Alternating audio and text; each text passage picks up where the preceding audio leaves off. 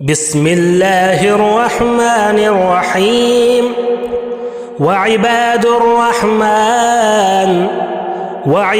الرحمن الذين يمشون على الأرض هونا وإذا خاطبهم الجاهلون قالوا سلاما والذين يبيتون لربهم سجدا وقياما والذين يقولون ربنا اصرف عنا عذاب جهنم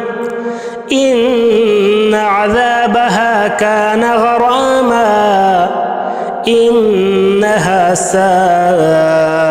مستقرا ومقاما والذين إذا أنفقوا لم يسرفوا ولم يقتروا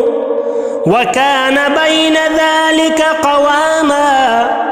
والذين لا يدعون مع الله إلها آخر ولا يقتلون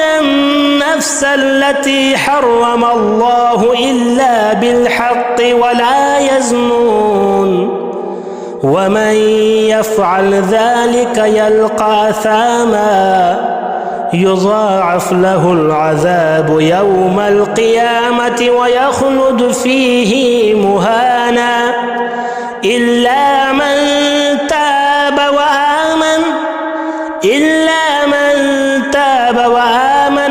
وعمل عملا صالحا فأولئك يبدل الله سيئاتهم حسنات وكان الله غفورا رحيما ومن تاب وعمل صالحا فإنه يتوب إلى الله متابا والذين لا يشهدون الزور وإذا مروا باللغو مروا كراما والذين إذا ذكروا بآيات ربهم لم يخروا عليها صما وعميانا